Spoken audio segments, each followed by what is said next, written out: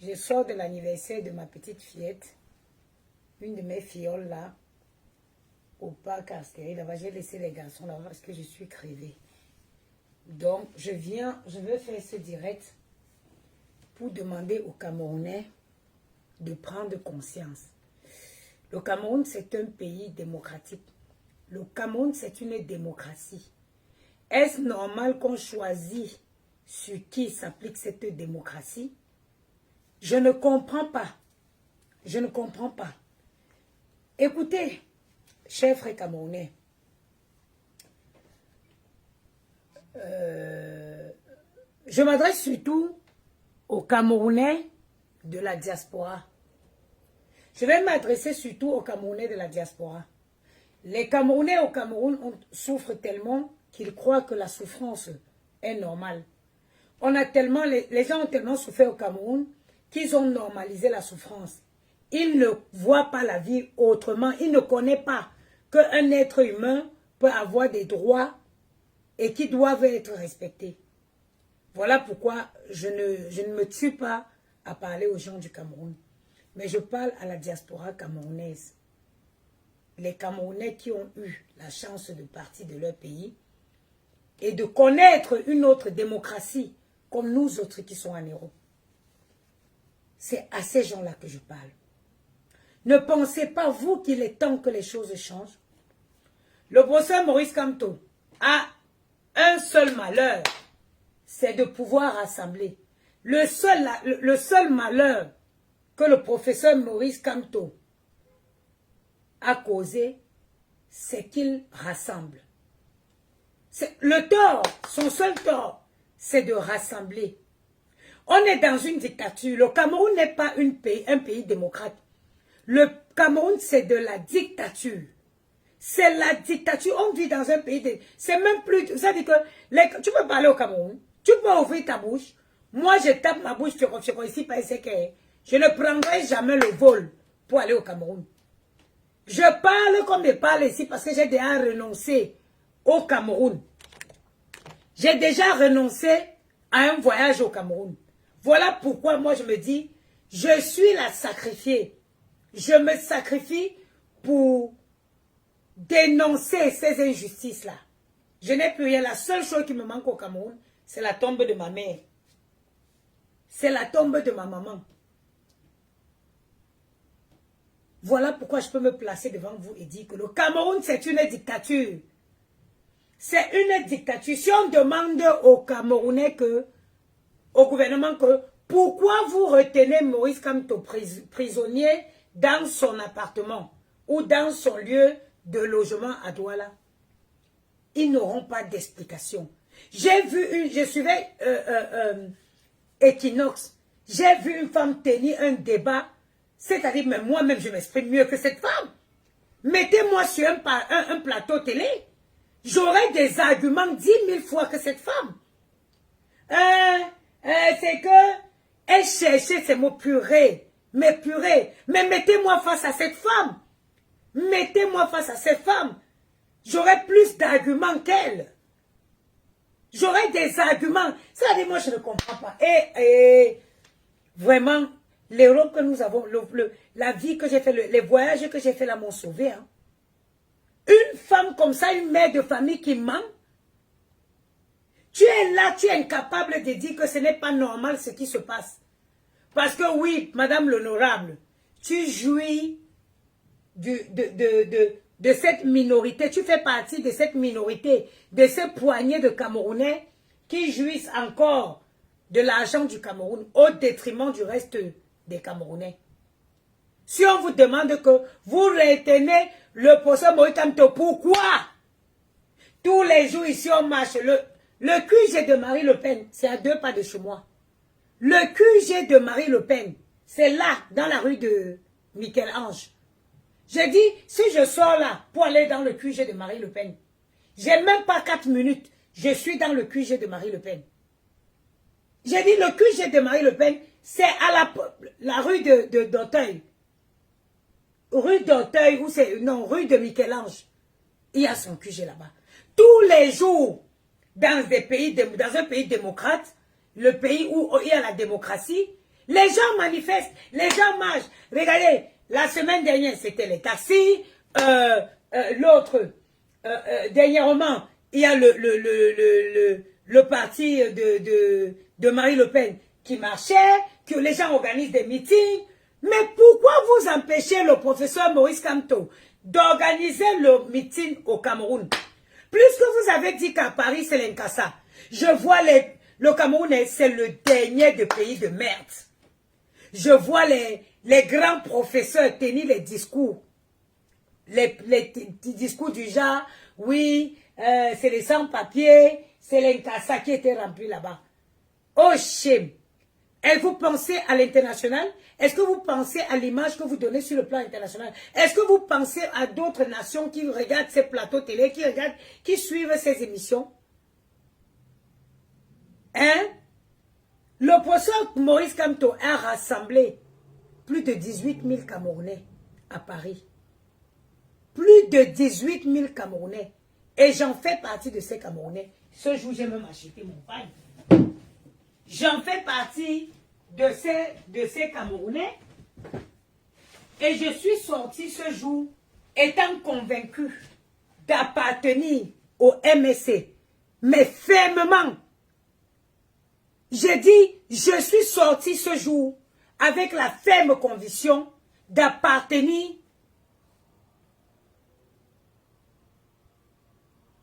au MSC. Parce que quoi, je vais vous expliquer.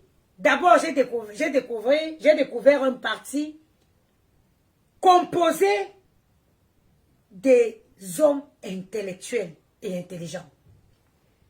Je ne connaissais pas, vous savez, je suis parti du Cameroun très tôt. Et je ne me suis jamais intéressé à tout ce qui est politique camerounaise. Parce que pour moi, je suis une brebis détruite par le gouvernement en place.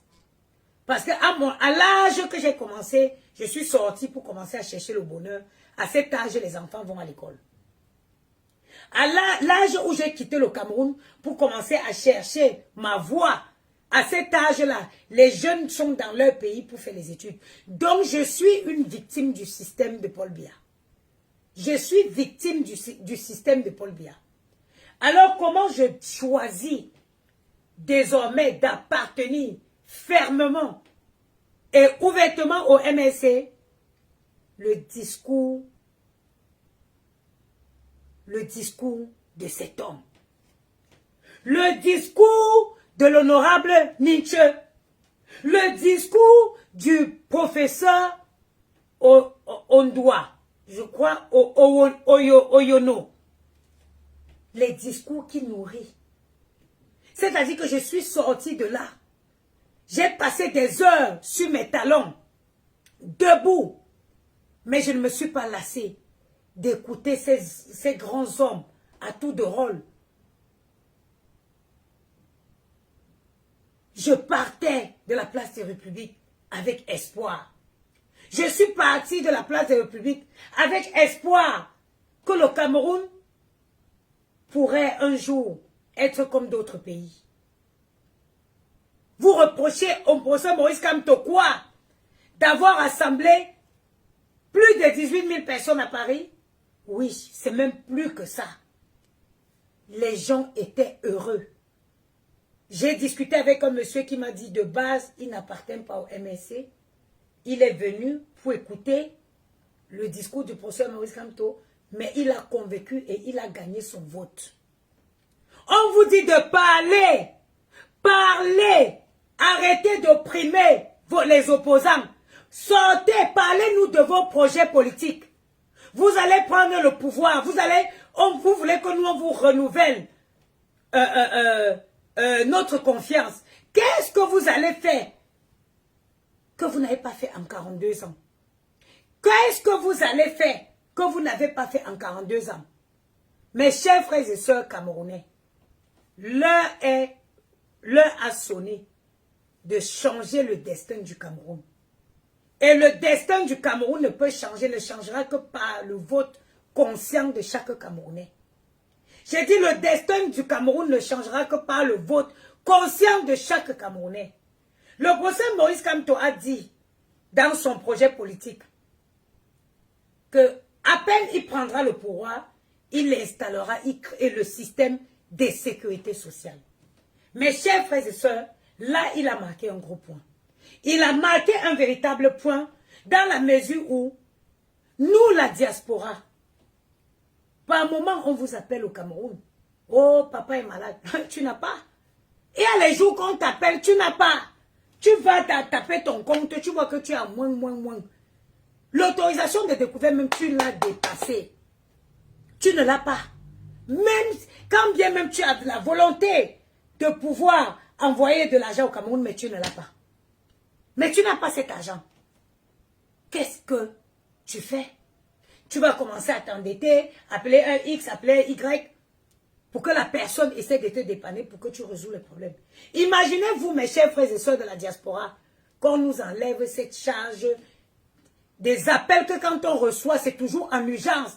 Oh, papa est à l'hôpital, papa ne va pas, il faut absolument l'argent. Dès que tu arrives à l'hôpital, carnet, il faut payer. Médecin, il faut payer. Sorti du médecin, il faut aller là-bas, il faut payer. Imaginez-vous qu'on nous enlève cette charge.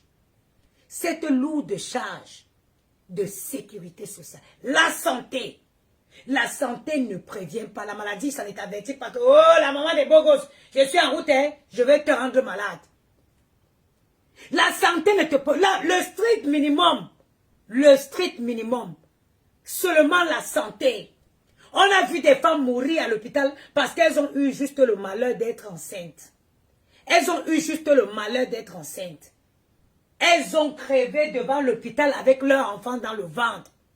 Mes chers frères et sœurs, je suis la Camerounaise qui a décidé que mon ventre ne dictera pas ma pensée. Croyez-moi, je vous dis, et le jour que ça va péter dans ma tête, je vais venir afficher tous ces gens politiques-là sur Facebook. Si moi j'étais une mendiante, si j'étais le genre de femme qu'on déplaçait n'importe comment, croyez-moi mes chers frères et sœurs, je ferais des allers-retours au Cameroun quand ça m'enchanterait. Je vais dire que j'attends de voir comment les élections là, si les élections là, ils tournent encore ça à leur faveur, moi, je vais déclencher une vraie guerre contre le Cameroun. Je vais afficher beaucoup de dirigeants camerounais. Si moi, j'étais une qui marchait avec son ventre. C'est que les allers-retours au Cameroun, je les fais quand je veux. Et aux frais de l'argent du pays. Mais moi, Ndiamon Venana Patricia, j'ai dit que je ne mangerai pas au détriment de mes frères camerounais. Je ne mangerai pas au détriment. On va me prendre un billet d'avion première classe. Je vais au Cameroun. J'arrive, on monte avec les voitures 4x4, quoi. Pendant qu'à côté de chez moi, en dessous de ma porte, il y a un Camerounais qui crève parce qu'il n'a pas 10 000 francs pour aller se soigner de palu. Je refuse. J'ai refusé. Et je suis fière parce que tous ces gens-là me respectent. Vous savez, sur les réseaux, on est sur les réseaux comme ça, non? Mais croyez-moi, on est suivi par tous ces gens.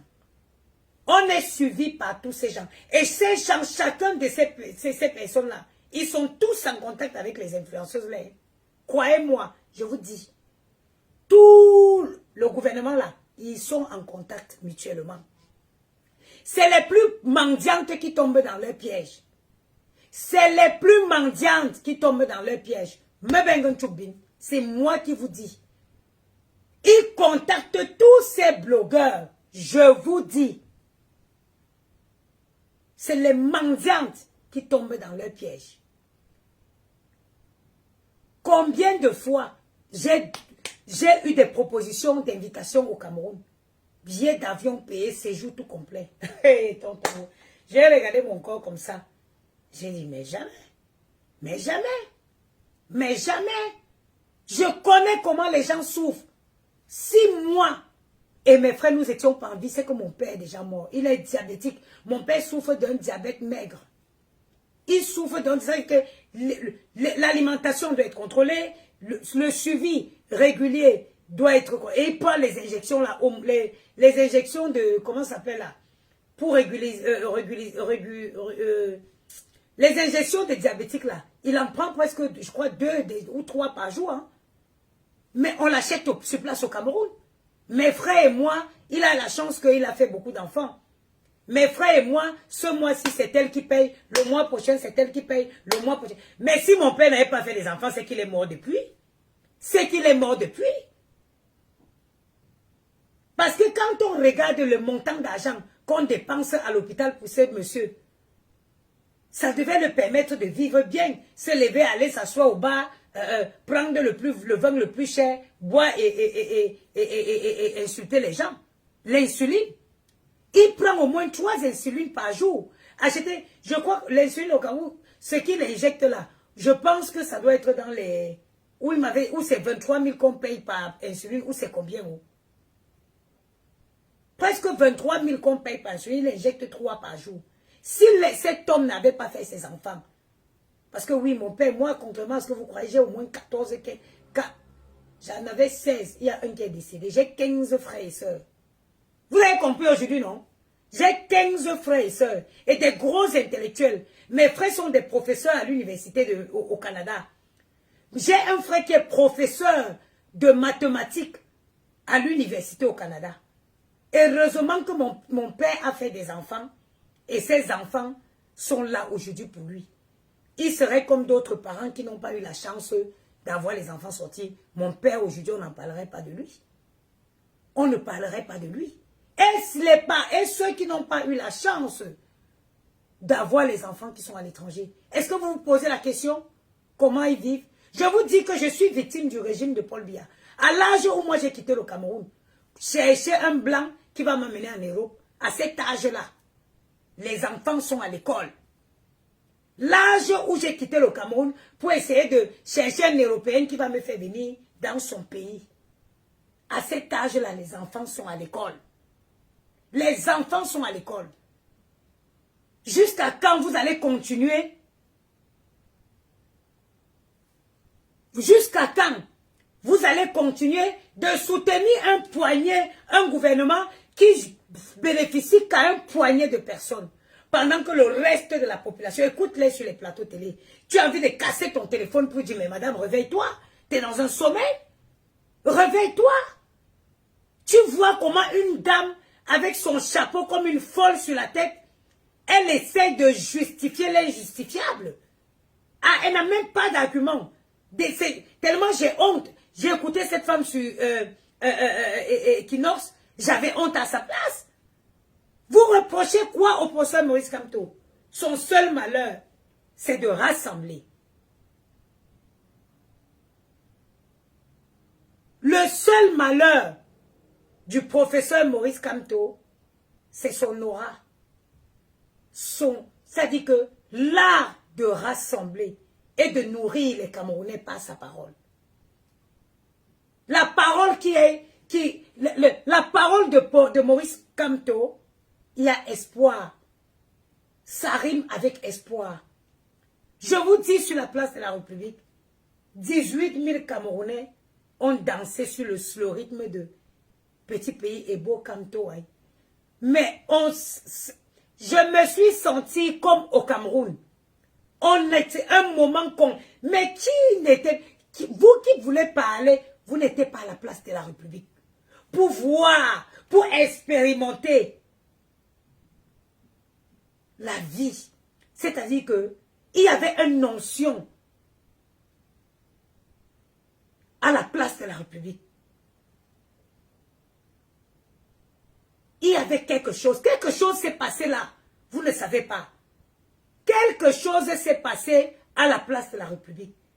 Le 1er juin 2025 à Paris.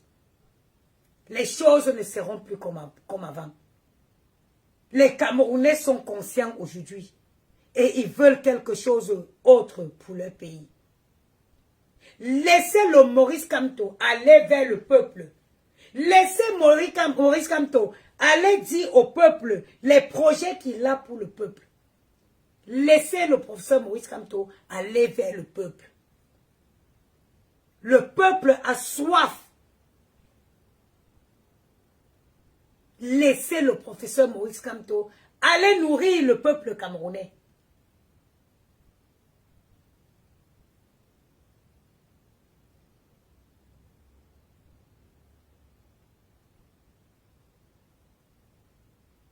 laissez le professeur Maurice Kamto aller vers le peuple, aller nourrir son peuple qui a soif du changement. Attends, je nettoie un peu les brebis garées là. Moi, je vous ai dit que mon mur est fait pour... le port de cerveau est obligatoire dans mon mur.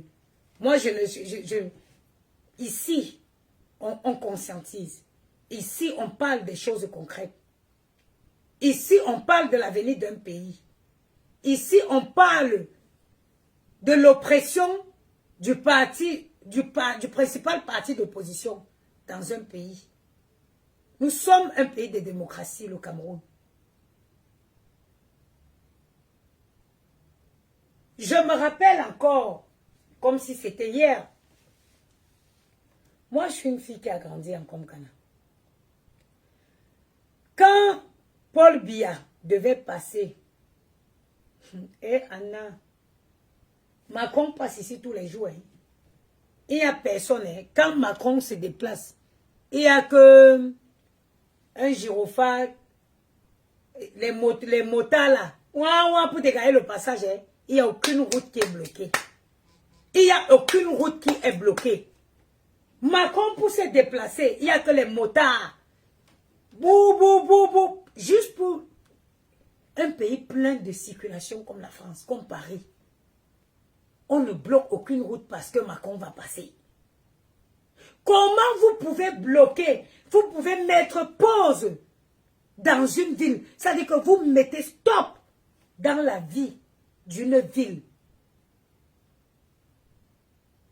Purée, on vit où? Un week-end. Vous mettez un stop dans la vie d'une ville. Mes frères camerounais, le chemin est long. Le chemin est long. Mais je vous invite, mes chers frères, à faire confiance au professeur Maurice Kamto. Cet homme, avant, je n'essaye pas de convaincre les gens.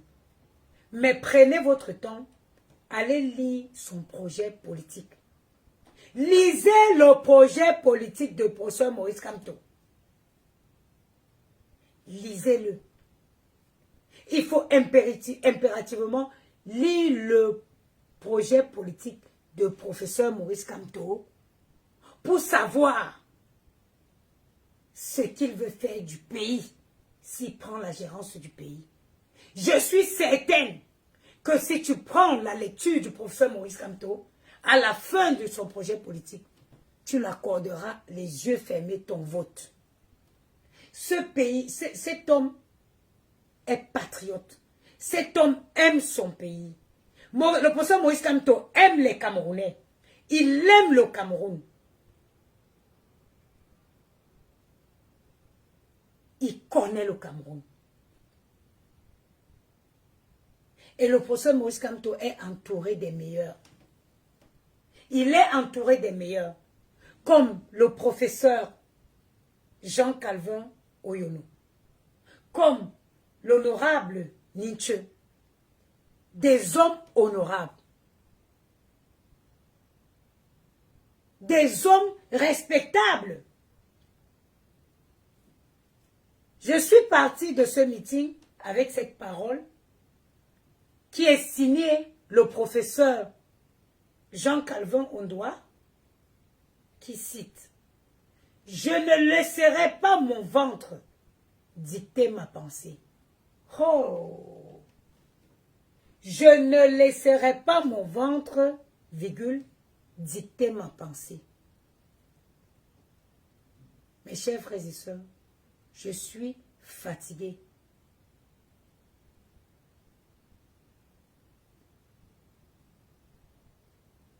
Mais j'ai tenu à faire ce direct. Je suis rentrée ici, il était 3 h du matin. J'ai à peine dormi 8 heures. Ma fiole, c'était son anniversaire. La maman n'avait pas fait des trucs. Je suis partie chercher la décoration dans le 95. Je suis revenue ici. Je suis allée les laisser. Je suis allée faire la déco. Quand la fête a commencé, je les ai laissés là-bas. Je suis rentrée pour me poser. Mais entre-temps, j'avais déjà jeté un coup d'œil sur la page d'Indumanto parce que il faut que vous sachiez, tous les matins quand je me réveille, maintenant je suis abonnée à Equinox parce que j'ai vu que oui, ils ouvrent souvent les débats concernant la politique parce que je suis très intéressée de savoir ce qui se passe au Cameroun actuellement. Je suis intéressée par la politique au Cameroun actuellement. Donc j'ai vu Equinox, je vais chez Zumanto et j'ai décidé de faire ce direct avant de me poser même quelques heures, même si ce n'est que 2 heures en attendant que les garçons rentrent. Donc, s'il fallait écouter mon corps, je n'aurais pas fait ce direct. Mais j'ai tenu à le faire. Mes chers frères, prenez conscience. Prenez conscience que les choses doivent changer au Cameroun. Ils ne changeront pas, ils ne se feront pas par miracle.